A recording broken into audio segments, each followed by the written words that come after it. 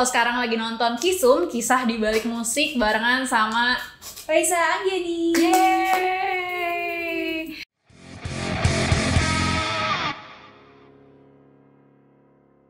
Yeay. Ini Raisa abis masuk Spotify Equal di New York ya. Wah, berarti mukanya Raisa nih abis dipajang di gedung New York kan gede itu ya berarti ya. Iya. Gimana perasaannya, Rai? Senang. Apalagi ya, excited, terus kaget juga pastinya. Terus ya pokoknya segala macam perasaan tuh campur karena kan aku itu dari dulu tuh udah sering banget pengen, pasti siapa sih yang tidak menginginkan hal itu. Tapi kan kayak mengingat bahwa mungkin kalau dari segi udah lama di industrinya juga belum, karena kan aku baru rilis lagu tuh juga masih single segala macam, jadi aku kayak sangat newbie atau baru banget gitu di dunia permusikan. Jadi sesuatu yang sangat surprising sih, mengagetkan ketika aku tahu berita oh nanti kamu bakal ada di sini, kan udah diberitain tuh 1 minggu atau 2 minggu sebelum. Oh, udah dikasih tahu ya? Udah dikasih tahu, jadi dari situ kayak wow gitu, kayak ini dari mana saya bisa mendapatkan lagi. Dan mungkin juga setelah aku bicara sama orang-orang Spotify-nya juga, mungkin perhitungannya juga dari monthly listener aku di Spotify. Jadi makasih banyak yang udah dengerin. Ada berapa? Ada jutaan ya? Ya, alhamdulillah. Alhamdulillah. Karena aku lihat lagu kamu yang paling terkenal itu yang If You Could See Me Crying. Iya, udah 90 juta stream ya. 97. 97. Ayo guys, stream terus biar 100 juta ya berarti ya. Amin. Keren. Tapi sebelum Rai kan emang banyak beberapa musisi di Indonesia juga udah sempat masuk ke Billboard New York itu ya. Itu menurut kamu Billboard New York itu emang maksudnya untuk masuk ke sana tuh sulit gak sih? Untuk masuk ke Billboard New York itu maksudnya dipajang gitu. Aku nggak tahu deh, sulit maksudnya karena kan bukan aku yang apply gitu kan. Kalau itu nggak apply bentuknya ya berarti bukan. Atau nggak mungkin kalau nggak salah tim di belakang aku pun kayak ya kita nggak ada yang tahu bagaimana caranya gitu. Jadi ya memang dipilih oleh tim dari Spotify-nya langsung gitu. Dan mungkin surprise ada beberapa kandidat yang juga aku nggak tahu bagaimana pemilihannya seperti apa. Terus ya udah dapet informasinya aja langsung kayak gitu. Congratulations. Dan mungkin ini jadi ya motivasi juga untuk aku ke depannya kayak oke, next album kali ya ini. Amin. Amin. Udah keluarin belum sih kamu album tuh? Belum. Baru EP ya? Belum juga. Oh EP, baru single terus ya. Kemarin yang Losing Us itu single. Iya, yang Losing Us single. Terus Kau Rumahku. Lagi-lagi yang terakhir. Yang terakhir lagi-lagi. Oke. Berarti kamu waktu itu juga aku lihat sempet pernah foto di sana juga ya waktu kecil ya?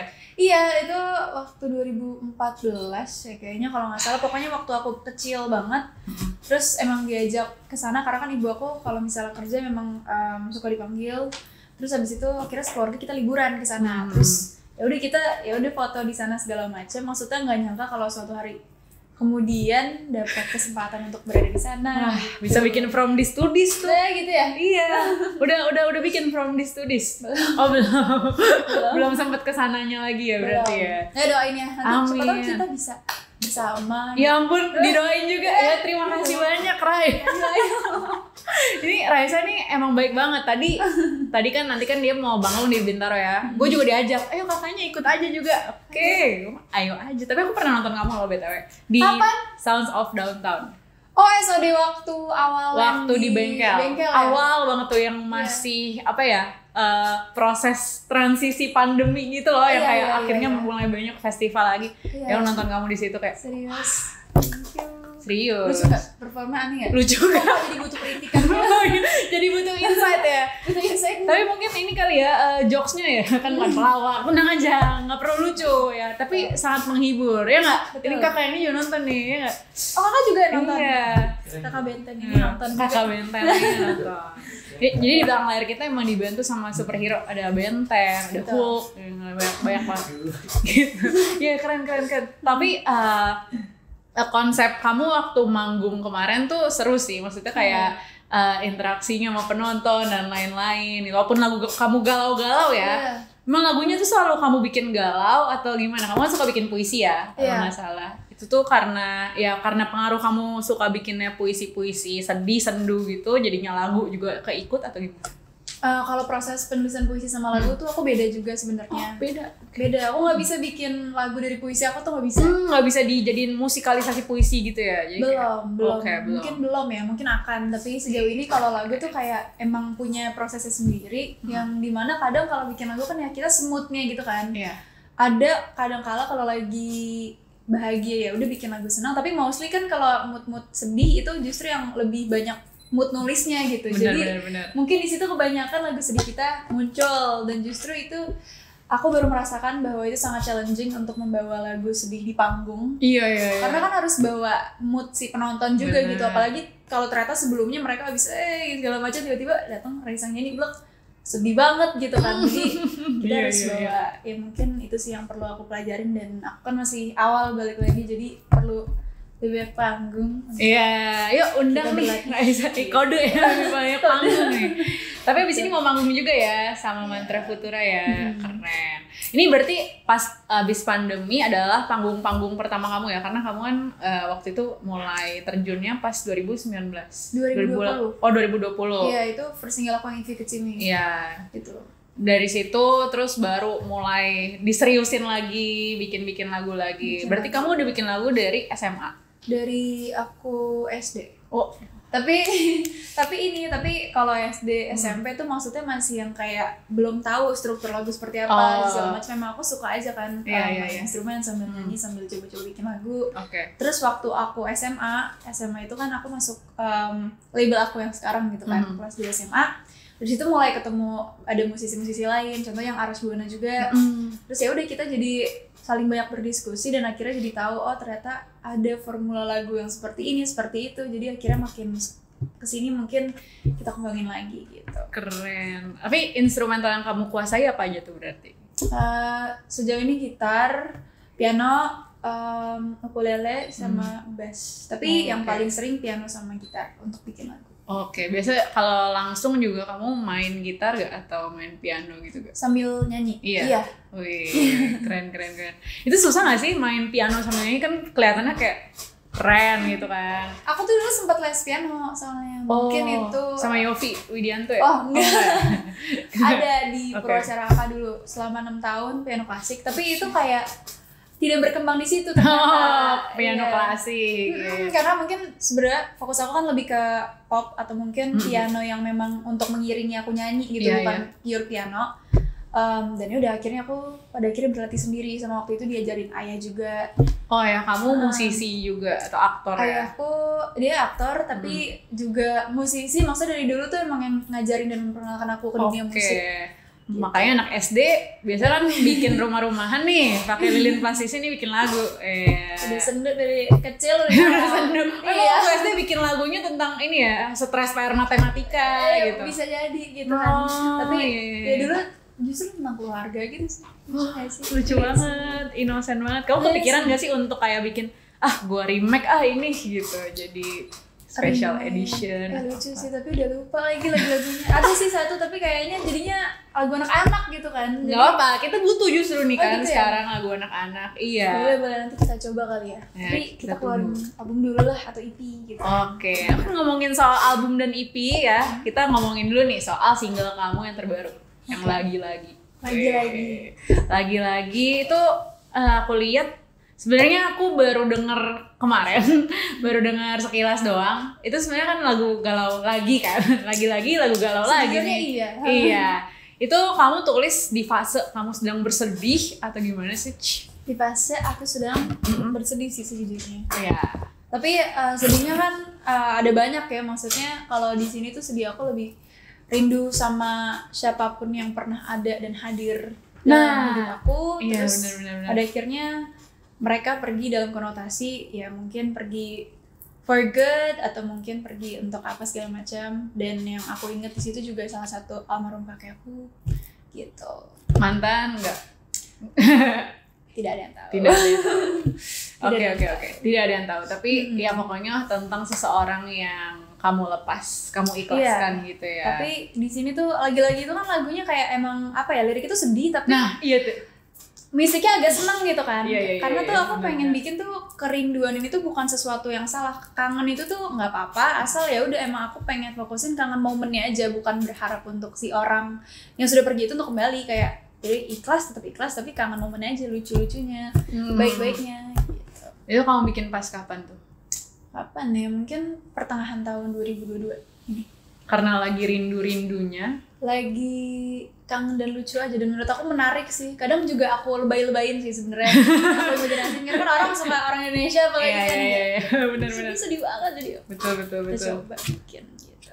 Ada bagian ref tuh, coba sebutin deh bagian. Aku agak lupa tapi aku suka bagian refnya.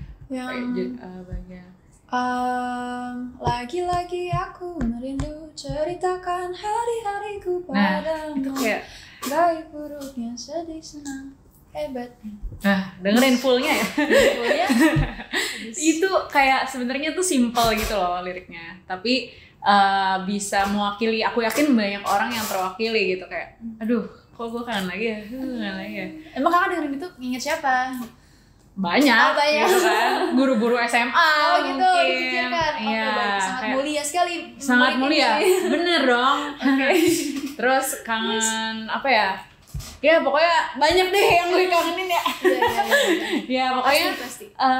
Ada aja deh gitu ya. Setelah dengerin lagu itu jadi keingat seseorang gitu. Sebenarnya kamu tuh kalau bikin lagu formula kata-katanya tuh apa sih? Formulanya? Iya. Apa tercetus aja atau gimana? Tercetus aja, karena aku tipikal yang spontan. Nah. Dia begini lagi kayak ada burung. Pokoknya bener-bener spontan. Biasanya kayak aku mainin instrumental kayak gitar atau piano aku, terus tiba-tiba mungkin nada-nadanya dulu, tiba-tiba ya udah. Nada-nadanya dulu ya berarti ya, yang kamu cari tuh nada-nadanya dulu, terus baru temanya nih. Temanya tuh kadang juga nggak aku pikirin dulu sih, jadi sesuai dari kalimat pertama atau kedua yang aku iniin, terus ya udah ngalir dari kedua apa nih korelasinya sama yang selanjutnya gitu. Mungkin kalau aku kemarin juga belajar ya kerangka untuk bikin musiknya aja sih, paling basic sih sebenarnya ya. Itu kamu belajar sama siapa sih kalau bikin kayak gitu? Sama papa juga? Sendiri sih. Oh itu so, mungkin dulu diajarin sama Arash gitu. Oke. Ya. Benar. Terus kalau misalnya apa ya? Kalau misalnya lagi tadi kan kamu sempet bilang kalau misalnya lagi manggung tuh harus ngebawa mood sedihnya itu kan. Challenge yang maksudnya treatment apa yang biasanya kamu lakuin biar orang-orang jadi kayak ya deh gue sedih juga gitu kalau di panggung? Aku beragam cara sih, dan mungkin beberapa kali aku lakukan mungkin seperti biasa gitu, kayak menjelaskan isi dari lagu tersebut gitu, atau mungkin kayak nanya dulu kayak siapa di sini yang pernah kehilangan dan lain-lain, which is kayak I think everyone did gitu. Jadi mungkin dari situ kayak ya udah pasti gue gitu. Jadi akhirnya baru dari situ lagi dan ya udah kita sedih bersama. Tapi ya pernah nggak sih ada yang garing, kamu manggung nih terus gak ada yang jawab gitu? Waduh. Amit-amit sih sampai kejadian. Mungkin lebih ke belum ada lagu yang nggak jarang orang nyanyiin dari lagu aku itu ada. Tapi kalau misalnya ada pertanyaan pasti ada yang jawab. Alhamdulillah. Iya. Ada berarti kamu kan sekarang udah punya beberapa lagu ya. Ada nggak sih lagu yang sebenarnya kamu nggak gitu srek gitu pas kamu rilis? Kayak love hate relationship aja sama nih lagu, kayak aduh gue sebenarnya kalau disuruh bawain lagu ini gimana gitu, perasaannya mixed feelings gitu. Nggak ada sih. Nggak ada ya. Jujur, sejauh ini kayak sayang sama semua anak aku. Iya udah aku rilis anak-anakku. Karena aku pernah dengar ada beberapa musisi tuh kayak aduh sebenarnya gue nyesel nih rilis lagu ini, tapi kok jadi malah yang ngehits gitu loh. Emang sebenarnya untung-untungan sih. Mau kayak menurut aku promosi segimanapun kalau dan balik lagi kayak materi lagu itu tuh sebenarnya bagus atau nggak, kalau udah bagus udah pasti ya bagus aja gitu. Benar-benar banyak yang suka aja ya. Yang suka aja. Dan kalau dari lagu-lagu aku sih, aku mengutamakan kepuasan aku terlebih dahulu sebelum aku rilis. Iya benar. Kalau kamunya sendiri nggak puas kan? Nggak puas ya kurang gitu. Iya, dan mungkin juga karena dari tangan aku sendiri juga nulis juga, dan aku juga bantu. Maksudnya aransemen kan juga diskusi sama produser aku. Jadi kita kayak gimana caranya hasilnya ini betul-betul aku udah 100% oke, valid, gue suka, baru gue yakin banget kalau udah kayak gitu orang bakal suka juga. Pada akhirnya mau 1, 2 atau berapa pasti ada aja benar-benar mendengarkan gitu. Nah pas lagi-lagi ini kamu ada ekspektasi tertentu nggak sih pas rilis lagunya gitu? Lagi-lagi ekspektasi nggak ada. Aku nggak pernah ingin berekspektasi kalau aku takut rilisan. Kecewa sih menurut aku. Takut kecewa iya. Terus kedua bakal mempengaruhi pola pikir aku gitu, yang tadinya cuma pengen ngehibur, pengen nulis for good untuk aku sendiri, jadinya terkecoh sama kayak angka, ngerti nggak sih? Jadinya tuh apa ya, aku pernah yang sampai nggak bisa nulis gitu loh, karena pemikiran aku tuh kayak gimana caranya gue memuaskan pendengar. Which is itu jadi susah banget kan, kayak apa yang orang suka gitu, tapi jadinya kayak nggak bisa, jadi itu juga nggak nyambung sama aku. Jadi akhirnya pemikiran itu aku lepas, kayak udah gue nggak boleh coba mikirin ini segala macam, dan ya udah gue pokoknya asik-asikan aja lah di musik. Asik-asikan aja. Musik tuh asik-asikan aja bro, gitu ya. Iya. Pengen tanya juga deh, kenapa judul-judul lagu kamu tuh ada beberapa yang pakai tanda baca? Enggak sih, cuma satu ya, Losing Us. Itu pakai titik. Iya. Itu lu suka pencet apa gimana? Enggak ya? Aku emang suka sebenarnya pakai tanda baca, dan beberapa kali tuh pengen, tapi mungkin kalau orang nge-search jadi agak susah kan. Apalagi kalau ada koma yang kayak gitu-gitu. Jadi akhirnya ya udah, tapi menarik sih, kayak unik aja gitu, lucu. Pakai titik, oh cuman unik doang. Gue pikir kayak Losing Us titik itu tuh maksudnya ada makna tersendiri. Bisa dimaknain tuh, bisa juga. Udah terakhir, udah titik, udah nggak bisa. Nah itu dia kan, udah hilang kita. Udah hilang gitu. Nah tadi kan gue nanya. Segitu maknain ya kakak Losing Us. Iya dong, karena tapi favorit aku Kau Rumahku sih tetap. Oh, Kau Rumahku. Iya, karena rumah kita adalah diri kita sendiri. Bener gak sih? Itu ya yang waktu itu kan aku juga ngomong. Oh kamu, iya dia juga ngomong ternyata. Iya bener. Tapi emang bener, salah satunya pasti kita dulu, baru kan. Ya istilahnya kayak kalau misalnya kamar kita berantakan, kita nggak akan membiarkan orang lain masuk dong. Iya betul. Jadi harus diberesin dulu. Betul. Quotes of the day. Wow. Terus Rai, kamu tadi baru kali mention bakal bikin album dan lain-lain. Ini kamu kalau bikin album tuh ada benang merahnya gitu nggak sih, kayak aduh gue mau satu topik aja nih di album ini gitu? Kalau EP mungkin, maksudnya kalau EP atau album pasti pengen ada salah satu benang merah, kayak even lagu-lagu aku yang sebelumnya juga ada korelasinya gitu sih. Iya. Dan aku rasa itu menarik, jadinya kalaupun kita bawakan di suatu ya perform gitu, jadi kayak dari sini, dari contohnya kehilangan, terus tiba-tiba mengikhlaskan, terus habis itu lo ketemu rumah baru, itu kan kayak menarik gitu kan. Keren banget. Oh ini jangan bocorannya teman-teman. Itu lagu yang kemarin. Oh itu lagu yang kemarin ya. Iya. Aku kamu yang lain, terus berarti udah ada nih sebenarnya ya. Udah ada, tapi mungkin untuk next album kita coba masih memproduksi dan bikin. Tapi sejauh ini sih memang aku udah bikin juga yang nggak jauh dari apa yang udah pernah aku rilis juga sih. Oke. Nah ini mungkin sebagai penutup ya, kamu ada nggak sih musisi yang kamu look up to gitu, kayak gue panutan gue nih dia nih gitu? Banyak banget. Coba sebutin. Terus habis itu langsung apa ya gitu. Kebanyakan soalnya. Sekarang lagi Lizzy McAlpin, Aditya Sofyan, Billie Eilish, terus Sal Priadi. Oh ya, dia keren sih. Di Synchronize kemarin dia keren banget. Iya, dia bikin konsep sendiri. Iya. So cool. Terus apa lagi ya? Banyak banget lah pokoknya, Yura Yunita, Tulus. Oke, Indonesia ya, tapi kamu ya lebih ke Indonesia. Wah, keren nih. Musisi lokal, support musisi lokal. Kamu pernah ketemu mereka nggak sih? Pernah. Oh iya. Gimana rasanya, kayak starstruck gak? Atau kayak, be aja kan dia musisi juga gitu. Kayak starstruck dong, kayak dari kecil gue dengerin mulu, terus tiba-tiba kayak, terus jadi kayak dia juga tahu gue tahu dia, terus yang kayak ya udah bercengkrama aja. Oh my god. Keren banget gitu. Oke. Itu aja mungkin. Kamu sekalian dong promosiin single terbaru, bisa didengerin di mana gitu. Jadi single terbaru aku dan lagu-lagu yang sudah pernah aku rilis semuanya kalian bisa dengarkan di semua digital media yang sudah kalian punya. Mungkin ada Spotify, Apple Music, Joox, Langit Musik, pokoknya semuanya udah ada. Terus video klipnya juga udah keluar di YouTube channel aku, Raisa Anggiani. Dan mungkin untuk updatean panggung, kalau kalian kita mau bertemu, ada di Instagram aku, Raisa Anggiani. Makasih. Dadah.